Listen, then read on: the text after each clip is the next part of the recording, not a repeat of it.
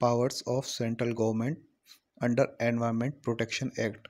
Environment protection act के under केंद्र सरकार की क्या क्या पावर्स हैं?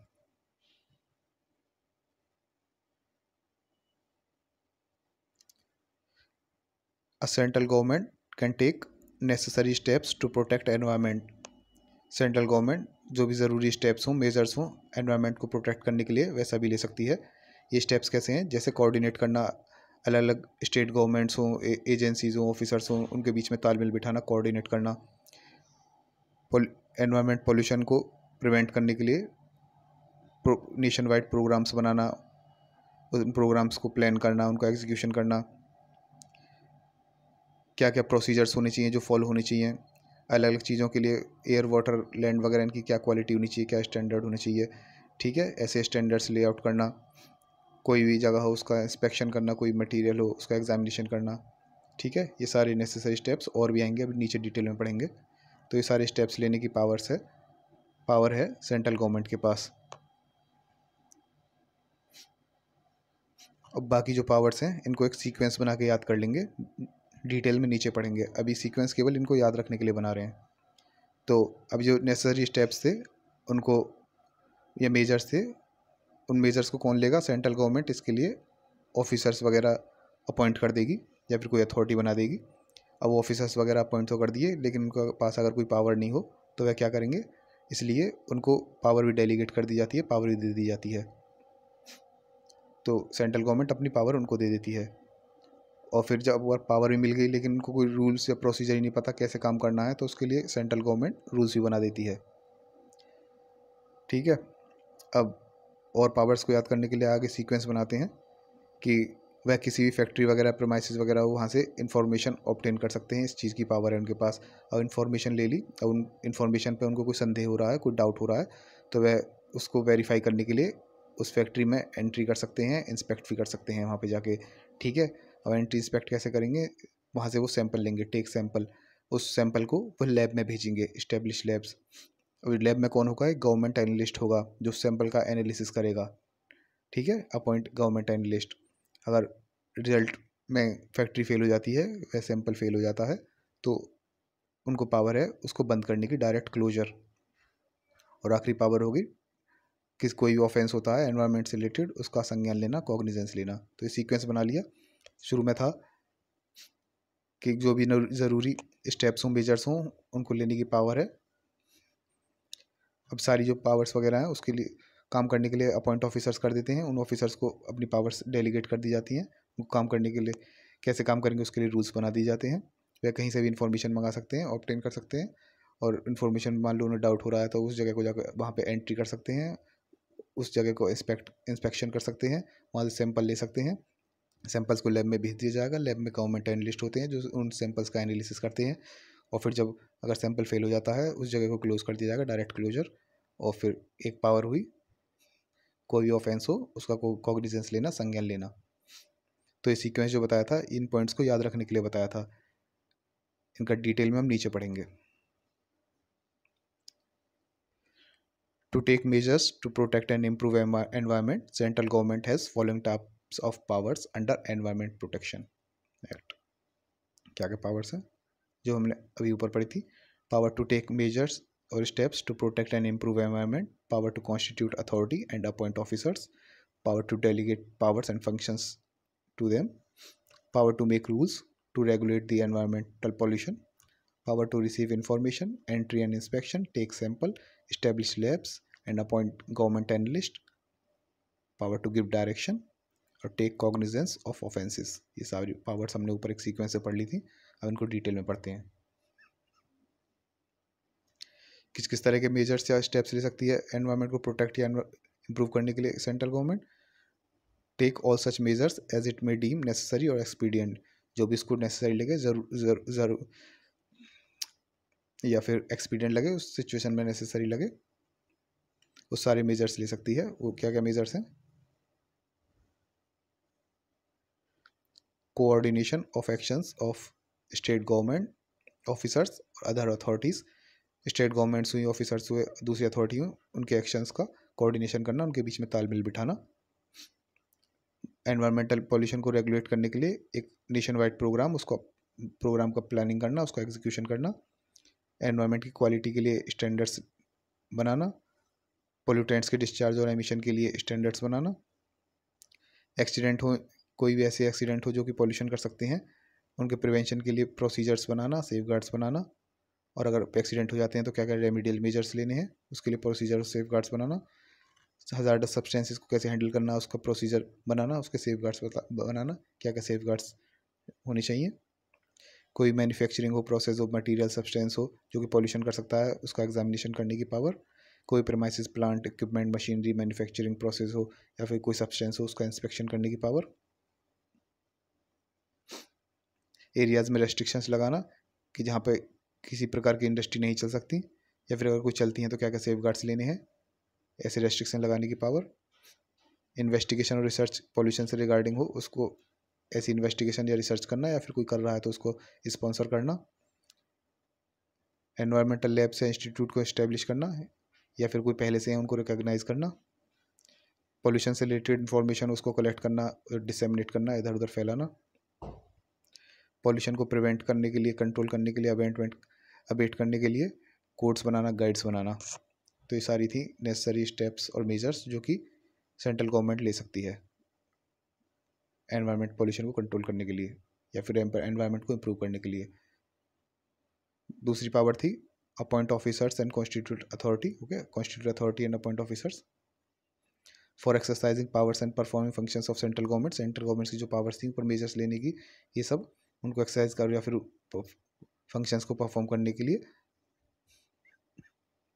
ऐसे ऑफिसर्स को अपॉइंट करना और अथॉरिटीज़ को बनाना, लेकिन ये सेंट्रल गवर्नमेंट के कंट्रोल में रहेंगे और उनके सुपरविजन के अंडर रहेंगे, ठीक है। Power to delegate its powers and functions. अब इन ऑफिसर्स जो अथॉरिटी जो हैं इनको सेंट्रल गवर्नमेंट अपनी पावर दे देगी और इन्हें अपने फंक्शंस असाइन कर देगी कि जो भी हमारी पावर्स हैं और फंक्शंस हैं ये आप कर सकते हो। Except power to constitute an authority, केवल एक पावर को छोड़ के कि ये जो ऑफिसर्स और जो अथॉरिटी बनाई गई है ये खुद भी कोई ऑफिसर या अथॉरिटी अपॉइंट नहीं कर सकते, इसके अलावा सारी पावर्स हैं। केवल सेंट्रल गवर्नमेंट की ये पावर कि सेंट्रल गवर्नमेंट कोई भी अथॉरिटी बना सकती है या फिर कोई ऑफिसर अपॉइंट कर सकती है, इस पावर को छोड़ के बाकी सारी पावर्स इन ऑफिसर्स और अथॉरिटी को मिल जाएंगी, ठीक है। तो ये पावर्स और फंक्शंस सेंट्रल गवर्नमेंट किसी भी ऑफिसर को दे सकती है, किसी भी स्टेट गवर्नमेंट को दे सकती है या फिर किसी भी अथॉरिटी को दे सकती है। पावर टू मेक रूल्स, किन किन तरह के रूल्स बना सकती है सेंट्रल गवर्नमेंट।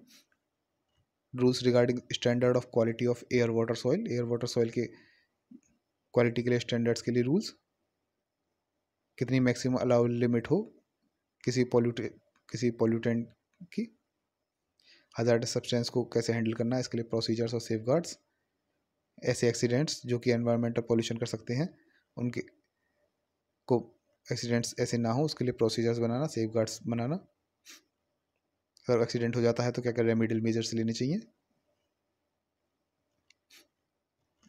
रूल्स बनाना कि किस सैंपल्स किस मैनर में किस तरीके से लिए जाएं, गवर्नमेंट एनालिस्ट जो होगा लैब के अंदर उसकी क्या क्वालिफिकेशंस हो, और एनवायरमेंट लैब क्या क्या फंक्शंस कर सकती है, उसके क्या क्या फंक्शंस हैं और क्या प्रोसीजर फॉलो करेगी, और रूल्स बनाना कि किस मैनर में नोटिस जो है दिया जाएगा, ठीक है। ये नोटिस होता है किसी भी ऑफेंस से रिलेटेड या फिर ये नोटिस देना कि हमें कंप्लेंट करनी है, अपनी इंटेंशन बताने के लिए नोटिस होगा, ये नीचे भी पढ़ेंगे, ये किस मैनर में दिया जाएगा इसके लिए रूल्स बनाना, और रूल्स बनाना कि ऑफिसर्स और अथॉरिटी जो हैं किसको रिपोर्ट करेंगे, किसको अपना रिटर्न्स फर्निश करेंगे, ठीक है। ये सारे रूल्स बनाना। और अगली पावर थी टू रिसीव इंफॉर्मेशन रिपोर्ट्स और returns. Central government can require any person, officer, state government or any authority to furnish any information, report or return, they are bound to furnish it। Central government अगर किसी person से, व्यक्ति से, किसी officer से, किसी state government से या फिर किसी अथॉरिटी से कहती है कि हमें ये इन्फॉर्मेशन चाहिए, ये रिपोर्ट दो हमको या फिर ये रिटर्न दो, तो ये जो है कोई जो भी पर्सन, ऑफिसर, स्टेट गवर्नमेंट या अथॉरिटी है ये बाउंड है, इनको ये बाध्य हैं देने के लिए, इनको देनी ही पड़ेगी वो इन्फॉर्मेशन, रिपोर्ट या रिटर्न सेंट्रल गवर्नमेंट को। अगली पावर थी किसी भी जगह की एंट्री करना, किसी भी जगह पर एंटर करना या और वहाँ पर इंस्पेक्शन करना। Central government can authorise any person to enter at reasonable time any place for. Central government किसी भी पर्सन को ऑथराइज कर सकती है, टाइम रीजनेबल हो, उल्टे सीधे टाइम पे नहीं जाना, कोई रीजनेबल टाइम हो, किसी भी जगह पर एंट्री करने के लिए सेंट्रल गवर्नमेंट उस पर्सन को ऑथराइज कर सकती है। किस चीज़ के लिए? For performing functions entrusted to him, जो इसको फंक्शंस दिए गए हैं, पावर्स वगैरह दिए, उनको परफॉर्म करने के लिए वह व्यक्ति किसी भी जगह पर एंटर कर सकता है। और यह देखने के लिए कि रूल्स वगैरह ढंग से कंप्लाई हो रहे हैं, उनका नियमों का पालन हो रहा है या नहीं, वो एग्जामिन कर सकते हैं, टेस्ट कर सकते हैं, किसी भी इक्विपमेंट को टेस्ट कर सकते हैं, उसका एग्जामिनेशन कर सकते हैं, किसी भी प्लांट को कि कोई भी रिकॉर्ड्स वगैरह उनका एग्जामिन करना, उनको टेस्ट करना, रजिस्टर हो, डॉक्यूमेंट्स हो, उनको चेक करना, कोई या फिर कोई और मटेरियल ऑब्जेक्ट हो उसको टेस्ट करना या फिर उसको एग्जामिन करना। और उनको पावर होती है सीज़ करना, अगर उन्हें लगता है कोई भी चीज़ जो है, कोई वस्तु हो, उसको एक सबूत के तौर पे पेश किया जा सकता है किसी लीगल प्रोसीडिंग में, उस चीज़ को वो सीज़ कर लेंगे, अपने कब्जे में ले लेंगे। Every person carrying activity regarding hazardous substance is bound to render all assistant, और जो भी व्यक्ति हजार्डस सब्सटेंस को हैंडल करने या फिर उससे कोई जुड़ी हुई एक्टिविटी में इन्वॉल्व है, उस व्यक्ति को क्या कहते हैं, सारी अपनी असिस्टेंस, सारी मदद करनी होगी। जो भी व्यक्ति वहाँ पर एंट्री और इंस्पेक्शन के लिए आया है, उसके अगर वो नहीं करता है बिना किसी रीजनेबल कॉज के, तो वह गिल्टी माना जाएगा। या फिर कोई जानबूझकर डिले करता है या फिर ऑब्स्ट्रक्ट, रुकावट पैदा करता है, तो वह व्यक्ति भी गिल्टी माना जाएगा। अगली पावर थी सैंपल लेने की, power to take sample and procedure to be followed. Sample लेने की पावर और क्या क्या प्रोसीजर, किस प्रोसीजर से सैंपल लिया जाएगा, यह बताया गया। सेंट्रल गवर्नमेंट और पर्सन ऑथराइज्ड, सेंट्रल गवर्नमेंट हो या फिर जिसको सेंट्रल गवर्नमेंट ने ऑथराइज किया है, वह person have power to take samples for analysis from any factory, premises और अदर प्लेस। उनके पास पावर है सैंपल लेने की, एनालिसिस के लिए, किसी फैक्ट्री से, प्रमाइसिस या किसी दूसरी जगह से। उस सैंपल का एनालिसिस हुआ, उसका रिजल्ट आएगा, वह रिजल्ट किसी भी लीगल प्रोसीडिंग में एविडेंस के तौर पे, सबूत के तौर पे एडमिट नहीं किया जाएगा, जब तक कि ये नीचे दिए हुए प्रोसीजर हो, रूल्स को अगर फॉलो नहीं किया जाता, ठीक है। Unless following rules are complied with, इन रूल्स को, प्रोसीजर को फॉलो करेंगे तभी उस सैंपल का जो रिजल्ट आएगा उसको तभी क्या कहते हैं, सबूत के तौर पे माना जाएगा, किसी भी लीगल प्रोसीडिंग में वह मान्य होगा। तो क्या प्रोसीजर है, किस तरह से सैंपल लिया जाता है? पर्सन टेकिंग सैंपल, जो है व्यक्ति सैंपल लेने आया है, जो व्यक्ति सैंपल ले रहा है, has to serve notice of his intention to have it analysed, उसको नोटिस देना पड़ेगा किस आदमी को, जो वहाँ का इंचार्ज हो, वहाँ का ऑक्यूपायर हो या फिर उसका एजेंट हो। देन एंड देयर, जो आदमी सैंपल ले रहा है उसको वह नोटिस देना पड़ेगा कि मैं ये सैंपल एनालिसिस के लिए ले रहा हूँ, ये मेरी इंटेंशन है कि इसको एनालाइज किया जाएगा लैब में, या इस इंटेंशन का नोटिस वहाँ के इंचार्ज, ऑक्यूपायर या फिर एजेंट को तभी के तभी देना है। देन एंड देयर, ये नोटिस देन एंड देयर तभी के तभी देना है। Collect sample in presence of that person, उस व्यक्ति के प्रेजेंस में, इंचार्ज, ऑक्यूपायर या फिर उसके एजेंट के प्रेजेंस में ही, उसकी उपस्थिति में ही सैंपल उसको कलेक्ट करना है। उस सैंपल को फिर एक कंटेनर में रखना है, उस कंटेनर पर मार्क कर देना है, ठीक है, एक किस चीज़ का सैंपल है, कहाँ से है, जो भी इंफॉर्मेशन नेसेसरी उसको उस चीज़ में मार्क कर देना है। और फिर उस कंटेनर को सील कर दिया जाएगा। और फिर दोनों लोग जो हैं, जो सैंपल लेने आया है और या फिर वहाँ का इंचार्ज जो है, उन दोनों के साइन होंगे, पोस्ट शूट साइन, ठीक है। सैंपल ले लिया जाएगा, उस सैंपल के पहले नोटिस दे दिया जाएगा, उस सैंपल को फिर क्या कहते हैं, कंटेनर में रख दिया जाएगा, उस कंटेनर पे मार्क कर दिया जाएगा किस चीज़ का सैंपल है, उस फिर कंटेनर को सील कर दिया जाएगा और फिर उसके ऊपर दोनों लोग साइन कर देंगे और फिर उस कंटेनर को लैब के पास भेज दिया जाएगा एनालिसिस के लिए। जब सैंपल लिया जा रहा था, अगर ऑक्यूपायर जो है जानबूझकर एब्सेंट हो जाता है, अनुपस्थित हो जाता है या फिर साइन करने से मना कर देता है, तो जो व्यक्ति सैंपल ले रहा है केवल वही अपने साइन कर देगा और एनालिस्ट जो है लैब में उसको इन्फॉर्म कर देगा राइटिंग में अबाउट द विलफुल एब्सेंस और रिफ्यूजल टू साइन। उसमें राइटिंग में लिख देगा गवर्नमेंट एनालिस्ट को कैसे ऐसे फलाना ऑक्यूपायर या फिर जो इंचार्ज जो था उसने क्या कहते हैं, साइन करने से मना कर दिया या फिर वो जानबूझकर एब्सेंट रहा था। तो ये प्रोसीजर है क्या कहते हैं, सैंपल लेने का ये प्रोसीजर भी कभी कभी पूछ लिया जाता है एग्जाम में, तो इसको एक बार रिवाइज कर लेना। और सेंट्रल गवर्नमेंट की पावर है लैब, एनवायरमेंटल लैब इस्टेब्लिश करने की। Central government can establish environmental lab, या तो वह खुद ही एनवायरमेंटल लैब इस्टेब्लिश कर लेगी, या फिर कोई पहले से कोई लैब हो या इंस्टीट्यूट हो उसको as a environmental lab recognise कर लेगी। ठीक है। और क्या कहते हैं, make rules specifying functions and procedure to be followed by these labs. ये लैब्स क्या क्या फंक्शंस कर सकते हैं और क्या इनका प्रोसीजर होगा काम करने का, इनके रिगार्डिंग भी रूल्स बना सकती है सेंट्रल गवर्नमेंट। अब इन लैब्स में जो एनालिसिस करेंगे सैंपल्स का, उसके लिए सेंट्रल गवर्नमेंट जो गवर्नमेंट एनालिस्ट जो है उसको अपॉइंट करेगी। The central government can appoint और recognise such person as it thinks fit and having prescribed qualification for the purpose of analysis of samples। Central government या तो खुद अपॉइंट करेगी या फिर कोई पहले से कोई पर्सन हो उसको रिकॉग्नाइज कर लेगी एज अ गवर्नमेंट एनालिस्ट, का ये व्यक्ति गवर्नमेंट एनालिस्ट है, जो भी उसको ठीक लगे सेंट्रल गवर्नमेंट को। Such person as it thinks fit और हैविंग प्रेस्क्राइब्ड क्वालिफिकेशन, और उसके बाद जो क्वालिफिकेशन एनालिस्ट के लिए होनी चाहिए, अगर उस व्यक्ति के पास वह प्रेस्क्राइब्ड क्वालिफिकेशन है तो उसको गवर्नमेंट एनालिस्ट के तौर पर अपॉइंट कर दिया जाएगा या फिर रिकॉग्नाइज कर लिया जाएगा सेंट्रल गवर्नमेंट के द्वारा। उसका काम क्या होगा, सैंपल्स का एनालिसिस करना। ये भी कभी कभी पूछ लिया जाता है गवर्नमेंट एनालिस्ट के बारे में भी, इसका भी एक बार रिवीजन कर लेना। Power to give directions, central government के पास पावर है क्या, किस तरह की डायरेक्शन देने की, include power to direct closure, prohibition और regulation of any industry, operation और प्रोसेस, स्टॉपेज एंड और regulation of supply of electricity, water और any other services. Central government के पास पावर है कि वह कोई इंडस्ट्री हो, कोई ऑपरेशन हो, कोई प्रोसेस हो, उसको क्लोज करने की पावर है, उसको प्रोहिबिट, उसको रेगुलेट करने की पावर है। ठीक है। या फिर कोई क्या कहते हैं सर्विस हो, जैसे इलेक्ट्रिसिटी हो, कोई वाटर सप्लाई हो, इस सप्लाई को रोकने की, स्टॉप करने की या फिर उसको रेगुलेट करने की क्या कहते हैं, ये पावर है। ये दोनों तरह की पावर है सेंट्रल गवर्नमेंट के पास, इस तरह के डायरेक्शंस दे सकती है सेंट्रल गवर्नमेंट। ये भी एग्जाम्स में पूछ लिया जाता है। ये दोनों तरह के डायरेक्शंस देख लेना कि क्या क्या डायरेक्शंस दे सकती है सेंट्रल गवर्नमेंट, इसका रिवीजन कर लेना। एक तो है इंडस्ट्री ऑपरेशन और प्रोसेस के रिलेटेड कि उनका क्लोजर, प्रोहिबिशन वगैरह। दूसरा कोई भी ये सप्लाई ऑफ सर्विसेज हैं, सप्लाई ऑफ इलेक्ट्रिसिटी, वाटर वगैरह, इनके स्टॉपेज और रेगुलेशन से।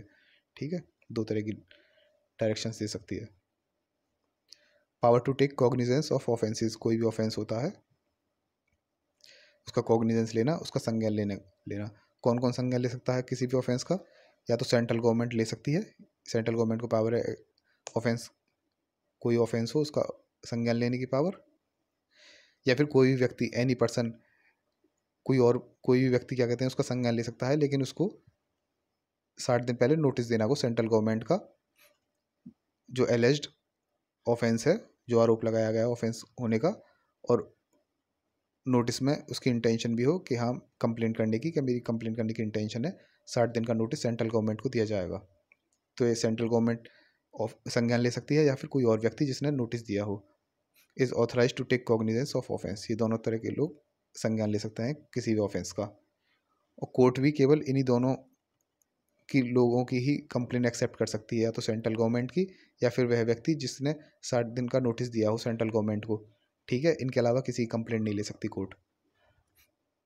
No court shall take cognizance except complaint is made by central government और any authority officer authorised by central government और any person who has given notice. कोई भी court किसी भी कंप्लेंट का संज्ञान तब तक नहीं लेगी अगर यदि वह क्या कहते हैं, या तो सेंट्रल गवर्नमेंट या फिर उसके द्वारा अथॉरिटी, कोई ऑफिसर उसके द्वारा ऑथराइज हो, उसके द्वारा वो कंप्लेंट आई हो, या फिर ऐसा व्यक्ति जिसने नोटिस दिया हो। इनके अलावा किसी और की कंप्लेंट का संज्ञान कॉग्निजेंस कोर्ट नहीं ले सकती।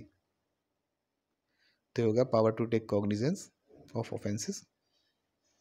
नेक्स्ट टॉपिक पढ़ेंगे हम हजार्डस सब्सटेंसेस अगली वीडियो में। ये इन नोट्स की PDF जो है अगर रिवीजन के लिए चाहिए तो उसका लिंक डिस्क्रिप्शन बॉक्स या कमेंट बॉक्स में मिल जाएगा, वहाँ से ले सकते हैं अगर इंटरेस्टेड हो तो।